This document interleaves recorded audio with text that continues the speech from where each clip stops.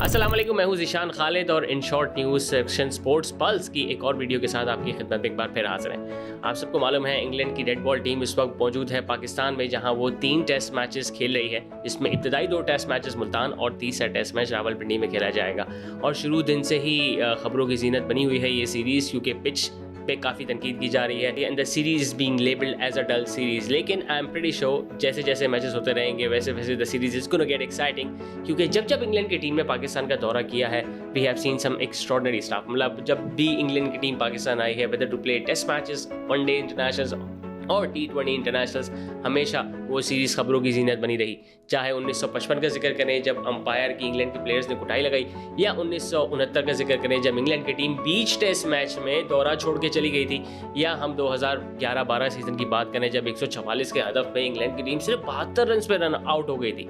तो इस तरह के कुछ मजीद ऐसे किस्से सुनाने के लिए आज हम आपकी खिदमत में हाजिर हैं। तो जिक्र करते हैं 1955 का, जब पहली बार इंग्लैंड की टीम अंडर MCC पाकिस्तान का दौरा करने आती है और 4 टेस्ट मैचेस उन्होंने पाकिस्तान के खिलाफ खेलने होते हैं। पहला टेस्ट मैच उन्होंने खेला लाहौर में, जिसको इंग्लैंड ने बासानी अपने नाम किया। दूसरे टेस्ट मैच के लिए इंग्लैंड गई ढाका। अब याद रहे ये वो वक्त है जब ईस्ट पाकिस्तान और वेस्ट पाकिस्तान एक हुआ करते थे, यानी कि आज का बांग्लादेश पाकिस्तान का हिस्सा हुआ करता था। तो दूसरा टेस्ट मैच खेलने गई इंग्लैंड की टीम ढाका, जहां पाकिस्तान ने फतह हासिल की। तीसरा टेस्ट मैच खेलने वापस आई पेशावर, जहां एक बार फिर पाकिस्तान ने फतह हासिल की। अब आप कह रहे होंगे कि टेस्ट मैच तो शायद बोरिंग होंगे, लेकिन नहीं, इस टेस्ट मैच के जीनत बने अंपायर इदरीस बेग, क्योंकि उन्होंने जो टॉप टेस्ट मैचेस पाकिस्तान जीता था उसमें कुछ ऐसे फैसले दिए जो पाकिस्तान की हक में गए, और इंग्लैंड की टीम और इंग्लैंड के प्लेयर्स काफ़ी फ्रस्ट्रेटेड नजर आए और उन्होंने सारी अपनी फ्रस्ट्रेशन निकाली अंपायर इदरीस बेग पे। जी हाँ, तीसरा टेस्ट मैच होने के बाद जिसमें इंग्लैंड को शिकस्त का सामना करना पड़ा और वहाँ से इंग्लैंड सीरीज में वापस नहीं आ सकती थी, उन्होंने प्लान बनाया कि इदरीस बेग जो कि अंपायर थे उनको किडनैप करेंगे और फिर उनसे उसका बदला लेंगे जो जो डिसीजंस उन्होंने उनके अगेंस्ट दिए हैं। तो हुआ ऐसा ही, उन्होंने अंपायर इदरीस बेग को इनवाइट किया for the dinner after the third test match, लेकिन इदरीस बेग अपनी मसरूफियत की वजह से नहीं शामिल हो सके उस डिनर में, जिसने मज़ीद फ्रस्ट्रेट किया इंग्लैंड के प्लेयर्स को। उन्होंने इदरीस बेग को किडनैप किया और उनकी मार कुटाई लगाई अपने होटल में। और ये बात इतना सीरियस, इनफैक्ट ये मैटर इतना सीरियस हो गया था कि दोनों ही मुल्क की गवर्नमेंट्स को इन्वॉल्व होना पड़ा। पाकिस्तान के उस वक्त के प्रेसिडेंट इस्कंदर मिर्ज़ा और लॉर्ड अलेक्जेंडर जो कि MCC के चेयरमैन हैं, उनको इंटरवीन करना पड़ा। और ये तो शुक्र करें कि दोनों के ताल्लुकात आपस में अच्छे थे, तो मामला रफा दफा कर दिया गया। वरना तो इदरीस बेग ने ये तक दावा कर दिया था that he will be sewing English players who give him a very tough time. लेकिन मामला वहीं रफा दफा कर दिया गया, और चौथे टेस्ट मैच में जब वो अंपायरिंग करने आए तो he was actually wearing some support in his right arm because he was literally injured because of the blows from the English cricket team. चौथा टेस्ट मैच जो कि कराची में खेला गया वो हो गया ड्रॉ, और इसी के साथ साथ सीरीज रही पाकिस्तान के नाम 2-1। लेकिन the highlight of that tour was that incident between English players and the umpire Idrees Baig. तो 1955 के बाद इंग्लिश टीम दौरा करती है पाकिस्तान का सन 1961 और 1962 में। अब याद रहे लॉजिस्टिकल इश्यूज़ की बदौलत इंग्लिश टीम सब कॉन्टिनेंट का एक ही बार दौरा करती थी, जिसमें वो इंडिया, पाकिस्तान और सीलोन में अपने मैचेस खेला करती थी। उस वक्त के दौर में श्रीलंका को सीलोन के नाम से जाना जाता था, और क्योंकि श्रीलंका को उस वक्त टेस्ट मैच स्टेटस नहीं मिला था तो इंग्लिश टीम सिर्फ फर्स्ट क्लास मैचेस खेल के वहाँ से चली जाती थी। अब उस दौरे की टूर शेड्यूलिंग काफ़ी अजीब थी, क्योंकि पहला मैच इंग्लैंड टीम ने खेलना था लाहौर में पाकिस्तान के खिलाफ, जिन्होंने उन्होंने खेला और अपने नाम किया वो मैच, क्योंकि इंग्लैंड बआसानी वो मैच जीता। और उसके बाद इंग्लैंड को ट्रैवल करना था ढाका दूसरा टेस्ट मैच खेलने के लिए। लेकिन क्योंकि ईस्ट पाकिस्तान और वेस्ट पाकिस्तान के दरमियान 2000 किलोमीटर का फासला था, तो इंग्लिश क्रिकेट टीम ने फौकियत दी कि हम पहले इंडिया जाके वहाँ अपनी सीरीज़ कंप्लीट करें और उसके बाद जाके ढाका में पाकिस्तान के खिलाफ दूसरा टेस्ट मैच खेलें और वापस आके कराची में तीसरा टेस्ट मैच खेलें। तो this was the unusual thing about that tour, क्योंकि पहला मैच पाकिस्तान में लाहौर में अगेंस्ट पाकिस्तान खेलने के बाद इंग्लिश क्रिकेट टीम गई इंडिया, जहां उन्होंने अपने 5 टेस्ट मैच की सीरीज़ खेली, और उसके बाद वो वापस आई पाकिस्तान में, जिन्होंने अपने रिमेनिंग 2 टेस्ट मैचेस खेले जो कि हुए ड्रॉ। तो ये सीरीज़ रही इंग्लैंड के नाम, लेकिन इसमें उभर के आए हनीफ मोहम्मद, जिन्होंने दूसरे और तीसरे टेस्ट मैच में शानदार बैटिंग का मुजाहिरा किया और पाकिस्तान को यकीनी शिकस्त से बचाया। ये वही हनीफ मोहम्मद हैं who was known as a little master, और जिन्होंने पाकिस्तान की तरफ से पहली triple century test matches format में स्कोर की। 8 साल बाद इंग्लिश टीम एक बार फिर दौरा करती है पाकिस्तान का, लेकिन अगर आप हिस्ट्री में रिकॉर्ड बुक्स को देखें तो this tour was known as the forgotten tour. And why is that? क्योंकि जब इंग्लिश टीम इस दौरे पे पाकिस्तान आती है, कराची आमद होती है, तो उस सब पॉलिटिकल टेंशन्स काफ़ी होती हैं पाकिस्तान में, ईस्ट पाकिस्तान और वेस्ट पाकिस्तान में। पॉलिटिकल रिप्रेजेंटेशन नहीं मिलती ईस्ट पाकिस्तान के लोगों को, जिसकी वजह से काफ़ी अनरेस्ट था। ईस्ट पाकिस्तान में। तो इंग्लिश टीम आती है कराची में और हालात काफ़ी टेंस होते हैं। शेड्यूल बिल्कुल भी नहीं अनाउंस हुआ होता है और नए सिरे से शेड्यूलिंग की जाती है जब इंग्लिश टीम आ चुकी होती है। तो पहला test match English cricket team खेलती है लाहौर में और वो टेस्ट मैच हो जाता है ड्रॉ। अगले टेस्ट मैच के लिए जैसा कि हमने पहले बताया कि दूसरा टेस्ट मैच यूजुअली सीरीज़ का खेला जाता था ईस्ट पाकिस्तान ढाका में। तो इंग्लिश टीम को बोला जाता है कि एवरीथिंग इज़ नॉर्मल और आप वहाँ जाके आराम से टेस्ट मैच खेल सकते हैं। That was the message that was given to them by the British high commission in Bangladesh.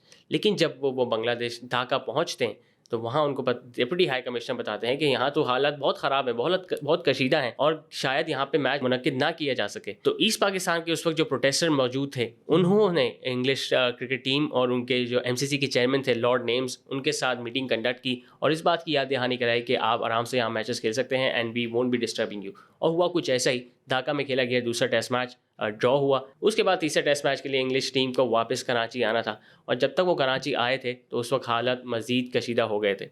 पहले दिन के टेस्ट मैच में हमने देखा कि पिच इन्वेजन हुई और 200 से ज़ायद लोग पिच पे जाम पहुंचे जब इंग्लिश क्रिकेट बैटर अपनी सेंचुरी करने के करीब थे। लेकिन दूसरा दिन नॉर्मल गुजरा जब इंग्लिश टीम मजीद बैटिंग का सिलसिला जारी रखा।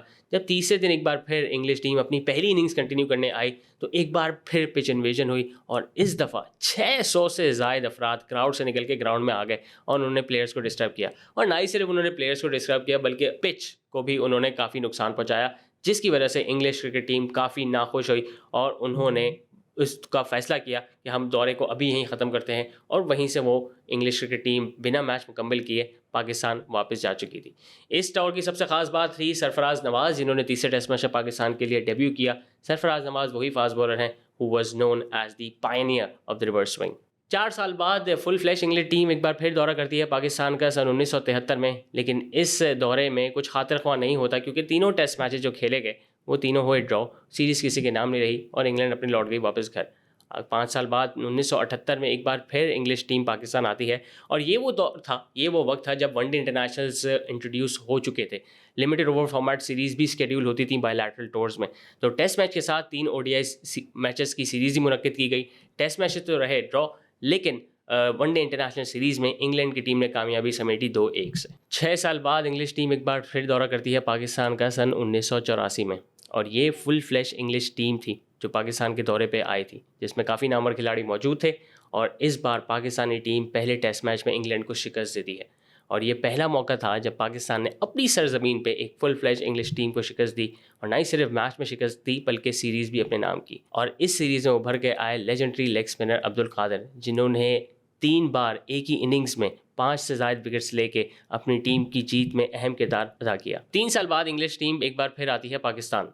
1987 का वो साल था जब वर्ल्ड कप फाइनल इंग्लैंड ने खेला अगेंस्ट ऑस्ट्रेलिया और वहाँ पे उनको हुई शिकस्त और उसके बिल्कुल 10 दिन बाद ही पाकिस्तान के खिलाफ वनडे इंटरनेशनल सीरीज़ स्टार्ट हो जाती है।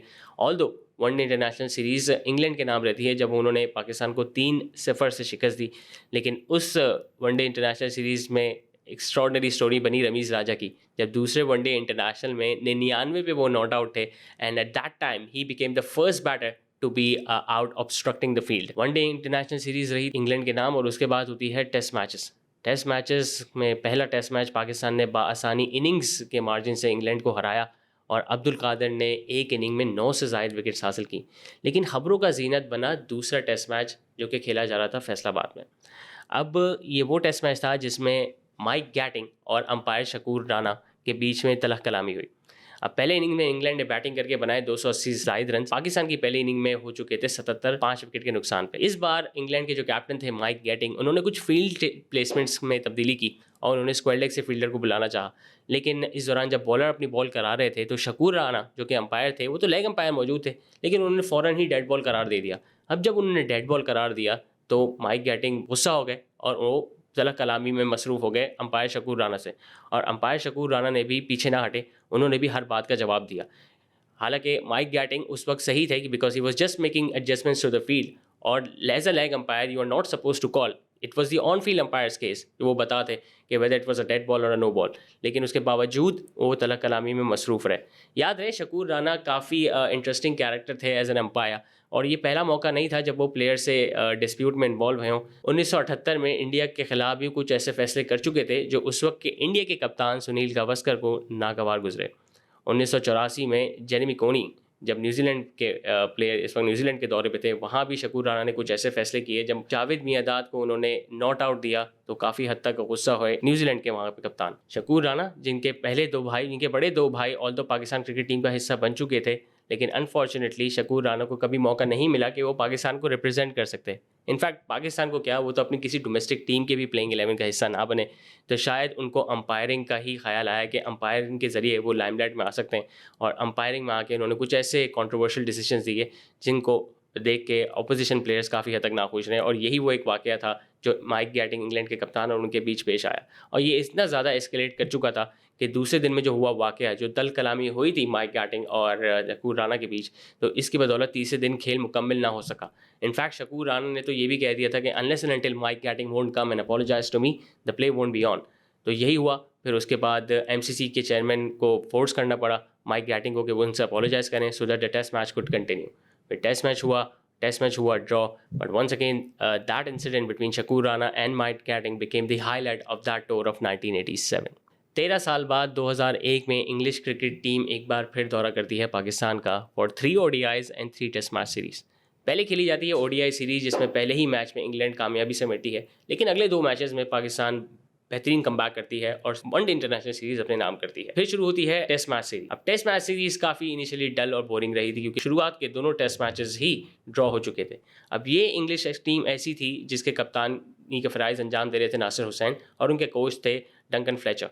दोनों की आपस में बॉन्डिंग अच्छी थी, और हालिया दौर में ही वो वेस्ट इंडीज़ को सीरीज़ हरा के आ रहे थे, और पाकिस्तान की कप्तानी कर रहे थे मोइन खान। तीसरा टेस्ट मैच खेला गया नेशनल बैंक स्टेडियम कराची में, जहाँ आज इस 2001 में उस टेस्ट मैच से पहले 34 टेस्ट मैचेस खेले जा चुके थे, और पाकिस्तान अब तक कोई मैच नहीं हारा था। तो पाकिस्तान ने पहले बैटिंग की और 400 से ज़ायद रन बनाए। इंग्लैंड की बारी आई तो इंग्लैंड ने काफ़ी स्लो अप्रोच ली, लेकिन उनके करीब करीब पहुंचे और 388 इंग्लैंड ने बनाए। और दूसरी इनिंग में पाकिस्तान, इनफैक्ट चौथा दिन था, पाकिस्तान की दूसरी इनिंग थी, and unfortunately at the last hour Pakistan की गिरी तीसरी विकेट 70 के स्कोर पे। अब पाकिस्तान के पास 17 रन की लीड थी, लेकिन 71 पे 3 आउट हो चुके थे, और उसमें एक विकेट थी की बैटर इंजमामुल हक की, जो कि काफ़ी अच्छी फॉर्म में थे थ्रू आउट द सीरीज़। अब जो हम पाकिस्तान की परफॉर्मेंस की आज बात करते हैं, that Pakistan has gone through a collapse, तो it's not new story, it used to happen way back as well. और यही बात है 25 साल पहले उस टेस्ट मैच कराची में, जब 71 पे 3 पाकिस्तान के थे और सिर्फ एक ही दिन बाकी था, तो everyone would have thought that Pakistan will bat out the remaining day and this test match is going to end in a draw, but that didn't happen. अगले दिन पाकिस्तान की टीम उतरती है बैटिंग करने with a lead of 88 and 7 wickets in hand, और मोहम्मद यूसुफ और मोइन खान, सलीम इलाही जैसे batters crease पे आना उनका बाकी होता है। But once again a collapse, England की शानदार बॉलिंग परफॉर्मेंस, और पाकिस्तान सिर्फ 158 के स्कोर पे ढेर हो जाती है, जिसका मतलब इंग्लैंड को मिला हदफ 177 रन का। Now it was a race against time for England's cricket team. दिसंबर का महीना, सर्दियों की शामें, और सूरज का जल्दी गरूब होना। और अगर ये काफ़ी नहीं था, तो सिर्फ इंग्लैंड क्रिकेट टीम के पास था एक सेशन, 44 ओवर और 176 रन का टारगेट ना। उन दिनों इंग्लैंड की team already one day international series तो पाकिस्तान से हारी हुई थी, और लिमिटेड ओवर्स फॉर्मेट में इंग्लिश टीम इतनी स्ट्रांग नहीं कंसिडर की जाती थी, लेकिन अगर यहाँ पे हिस्ट्री बनानी थी तो इंग्लैंड को 176 रन बनाने थे 44 ओवर्स के अंदर अंदर। तो इंग्लैंड की टीम उतरती है रन चेज में, और काफ़ी अच्छा आगाज़ मिलता है। अब पाकिस्तान के कप्तान मोइन खान, जो वो देख रहे हैं कि बैटिंग के लिए काफ़ी साजगार है पिच, और इंग्लिश टीम एक एग्रेसिव अप्रोच के साथ आ रही है, तो उन्होंने भी कोई अजीब टैक्टिक्स अपनाना शुरू किए। उन्होंने फील्ड प्लेसमेंट्स में टाइम लगाया, बॉलिंग चेंजेस में टाइम लगाया, टाइम ज़्यादा वेस्ट किया, जिसकी बार बार याद दहानी कराते रहे on field umpire Steve Bucknor, जो इस बात की निशानदेही करते रहे कि Moin Khan, you are wasting time, you should not suppose to take that much time during the field placements और द बॉलिंग चेंजेस। लेकिन उसके बावजूद पाकिस्तान ने अपनी टैक्टिक्स का सिलसिला जारी रखा, और बात इस नौमत पे आ गई कि शाम के 6 बज चुके थे, अंधेरा तकरीबन हो चुका था, इंग्लिश टीम को मज़ीद 30 रन बाकी थे, और उनके 8 ओवर्स भी इनिंग्स में बचे हुए थे। अब यूजुअली हम जब इतना अंधेरा हो जाता है तो अंपायर प्लेयर्स को बाहर ले आते थे, umpire used to offer the light to the batters whether you want to continue और नॉट, लेकिन अंपायर ने ऐसा नहीं किया और खेल को जारी रखा, क्योंकि पाकिस्तान की टीम ने डिलिबरेटली वहाँ टाइम वेस्ट करने की कोशिश की थी। और एक वक्त तो ऐसा आ गया था जब इंग्लैंड को सिर्फ 10 से 15 रन दरकार थे, ग्राउंड में इतना अंधेरा हो चुका था कि सिवाय बॉलर और बैटर को किसी को भी गेंद नज़र नहीं आ रही थी। जब भी बॉल आउटफील्ड में जाती थी, फील्डर्स अपनी जगह पर खड़े रहते थे और उनको अंदाज़ा ही नहीं होता था कि बॉल किस तरफ गई है। इंग्लैंड ने 2 से 3 बाउंड्रीज तो ऐसे कलेक्ट की जब फील्डर्स अपनी जगह पर खड़े रहे, and they did not even move an inch. और इसी दौरान इंग्लैंड ने कामयाबी समेटी नेशनल बैंक स्टेडियम कराची में, जब पाकिस्तान की विनिंग स्ट्रीक को तोड़ा और 35 टेस्ट मैचेस के बाद पाकिस्तान को नेशनल बैंक स्टेडियम में पहली शिकस्त का सामना करना पड़ा, and that turn out to be the historic test match for England, and that too turn out to be historic because of this particular test match that was played in Karachi. 4 साल बाद English cricket team एक बार फिर दौरा करती है पाकिस्तान का for a full 5 match ODI series and 3 test match series. तो पहला टेस्ट मैच खेला जाता है मुल्तान में, और ये वो इंग्लिश क्रिकेट टीम थी जो अभी हालिया तौर में ऑस्ट्रेलिया को एशेज सीरीज़ हरा के आ रही थी, और तकरीबन वही स्क्वाड था except for few changes. Simon Jones was injured, लेकिन जैसे ही इंग्लैंड की टीम यहाँ लैंड करती है, प्रैक्टिस मैच के दौरान इंग्लिश क्रिकेट टीम के कप्तान माइकल वॉन इंजर्ड हो जाते हैं और कप्तानी के फ़राइज़ अंजाम देते हैं मार्कस ट्रेस्कॉथिक। पहला टेस्ट मैच खेला गया मुल्तान में, बेहतरीन आगाज़ इंग्लैंड का। पाकिस्तान सिर्फ 274 रन पर ढेर हुई और इंग्लैंड ने जवाब में बनाए 400 से ज़ायद रन्स, यानी कि 144 से ज़्यादा की इंग्लैंड को बढ़तरी हासिल की, और एक बार फिर नुमाया रहे उनके कप्तान मार्कस ट्रेस्कॉथिक। लेकिन दूसरी इनिंग में पाकिस्तान की बैटिंग मुनासिब रही। सलमान बट की सेंचुरी के बदौलत पाकिस्तान 350 से ज़ायद रन बनाती है और इंग्लैंड को हदफ देती है 198 रन का। न याद रहे कि 1987 के बाद से इंग्लैंड की क्रिकेट टीम कोई ऐसा टेस्ट मैच नहीं हारी थी जब उनको 200 से कम रन का हदफ मिला हो, लेकिन उसके बावजूद इंग्लैंड की टीम को शिकस्त का सामना करना पड़ा पाकिस्तान के खिलाफ मुल्तान में, जब शुएब अख्तर के तबाहकुन स्पेल से इंग्लैंड की टीम करीब नहीं पहुंच सकी अपने टारगेट के, और 22 रन से शिकस्त का सामना करना पड़ा इंग्लैंड को। दूसरा टेस्ट मैच खेला गया फैसलाबाद में। इंग्लिश क्रिकेट टीम के रेगुलर कप्तान माइकल वॉन की वापसी होती है। पाकिस्तान पहले बैटिंग करता है और 460 से ज़ायद रन बनाता है। अब इस टूर पे इंटरेस्टिंग रहा इंजमामुल हक का डिसमिसल।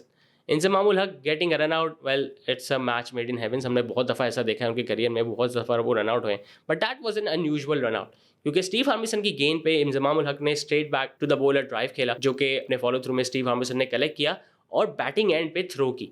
अब इंजमामुल हक जो उस वक्त स्टम्प्स के आगे मौजूद थे, उन्होंने हटना चाहा ताकि वो अपने आप को बचा सकें। He took an evasive action to avoid an injury, लेकिन उस दौरान जब वो मूव हुए तो गेंद जा लगी स्टम्प्स में, और रीप्ले में जब अंपायर ने देखा तो व्हेन इंजमामुल हक was moving away he was slightly up in the air, that means he was outside the crease by the time the ball hit the stumps. तो रीप्ले के दौरान इंजमामुल हक को आउट करार दिया गया। That was an unusual dismissal. लेकिन सिर्फ यही डिसमिसल खबरों का जीनत नहीं बना रहा। इस टेस्ट मैच में हुआ, इस टेस्ट मैच के दौरान हुआ एक और वाकया, जब एक गैस कैनिस्टर एक्सप्लोड हुआ ग्राउंड में। अब उस गैस कैनिस्टर के एक्सप्लोड होने से बाउंड्री होर्डिंग्स को नुकसान पहुंचा और उसके करीब जो तमाशाई बचे थे उनको भी थोड़ा सा नुकसान पहुंचा।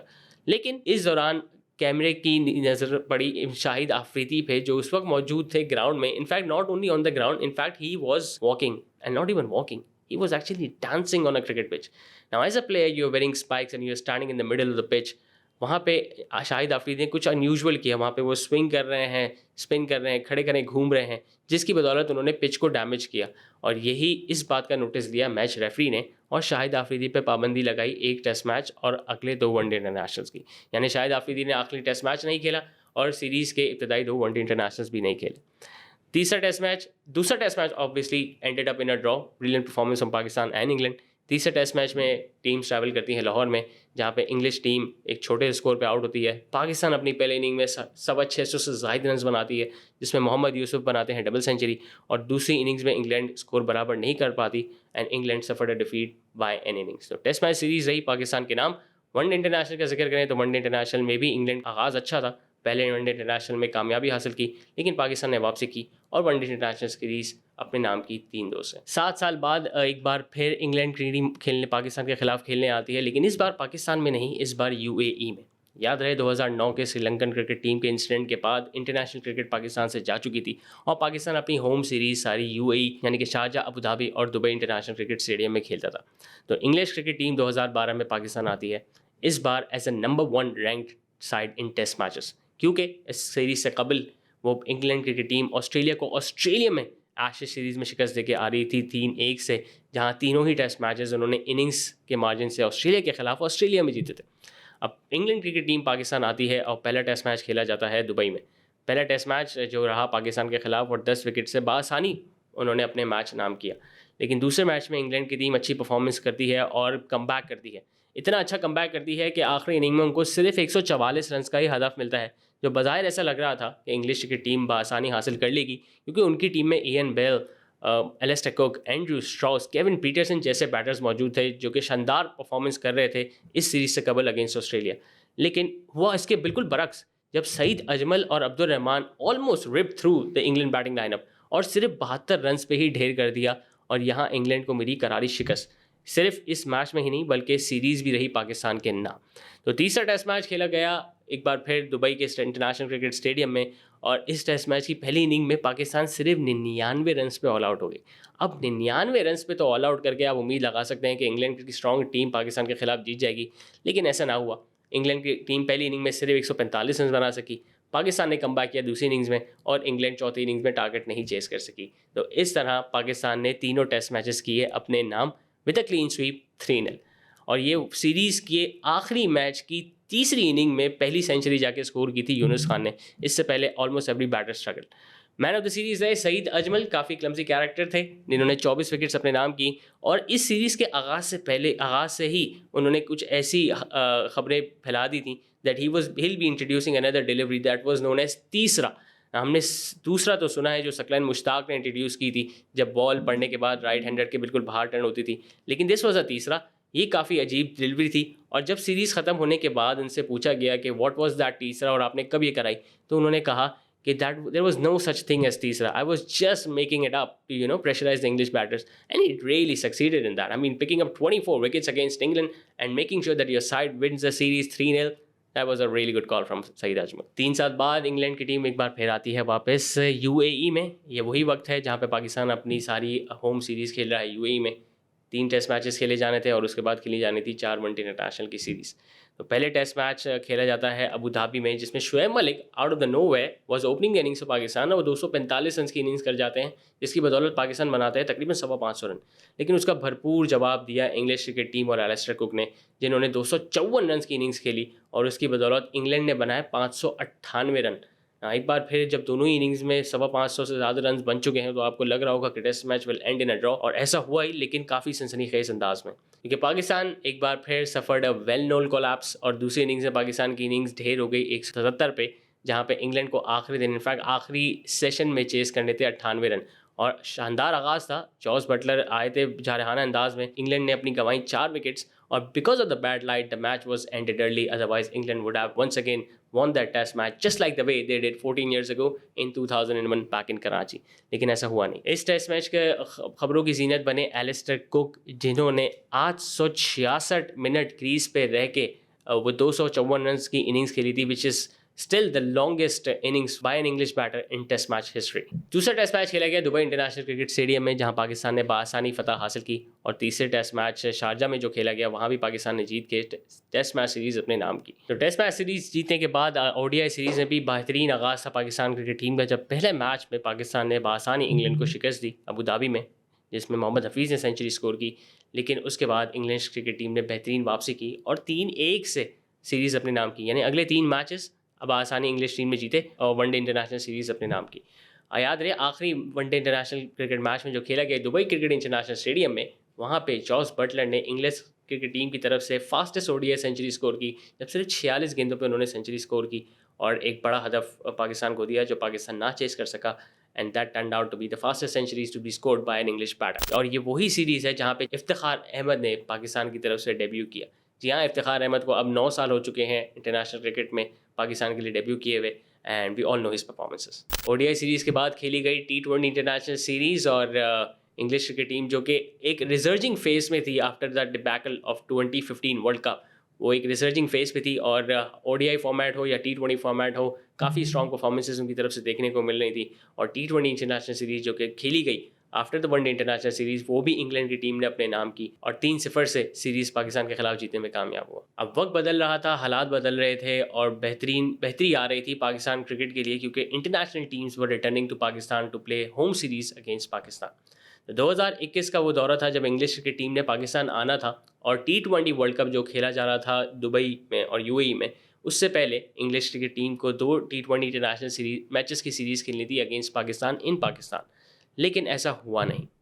क्यों? क्योंकि इससे पहले न्यूजीलैंड की टीम जो कि वनडे इंटरनेशनल सीरीज़ खेलने के लिए पाकिस्तान आई थी, and just before the start of that first one day, New Zealand की टीम के एक स्क्वाड मेंबर की वाइफ को उनके घर पे कुछ पैगाम भेजे जाते हैं थ्रू इंटरनेट बाय सम फेक अकाउंट, जो वो फॉरवर्ड करती है न्यूजीलैंड की टीम मैनेजमेंट को, and out of nowhere New Zealand की क्रिकेट टीम टूर अबैंडन करती है, और वो पहले मैच से चंद घंटे पहले ही वापस न्यूजीलैंड वापस लौट जाती है। That was not seen well by the PCB chairman at that time, Rameez राजा।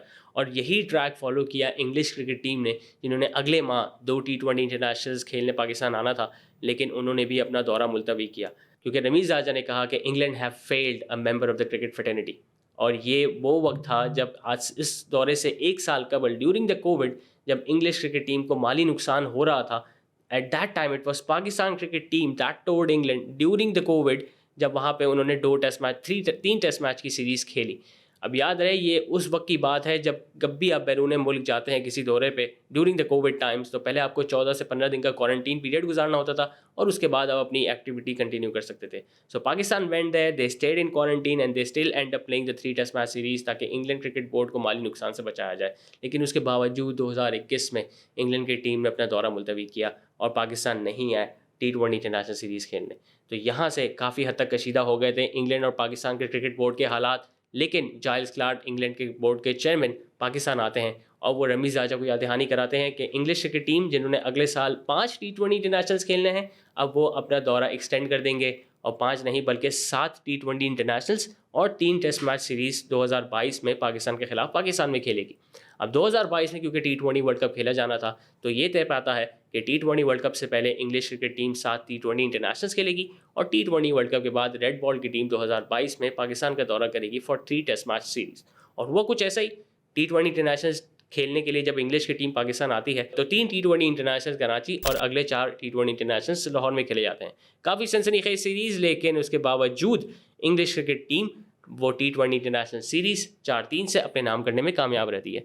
इस सीरीज़ में खबरों का जीनत बने बाबर आजम, जिन्होंने अपनी T20 इंटरनेशनल करियर की दूसरी सेंचुरी स्कोर की against England in Karachi, and he became the first captain to score 100 in a chasing cause. तो T20 इंटरनेशनल सीरीज़ हुई ओवर। उसके बाद T20 वर्ल्ड कप हुआ, जिसमें पाकिस्तान इंग्लैंड एक बार फिर टकराए फाइनल में मेलबर्न के क्रिकेट ग्राउंड में, जहां इंग्लैंड ने कामयाबी समेटी। और उसके बाद हुआ टेस्ट मैच इस सीरीज़ का आगाज़, जिस तरह का पहले जिक्र किया था कि after T20 world cup England की टीम आएगी 2022 में पाकिस्तान के खिलाफ टेस्ट मैच सीरीज़ खेलने।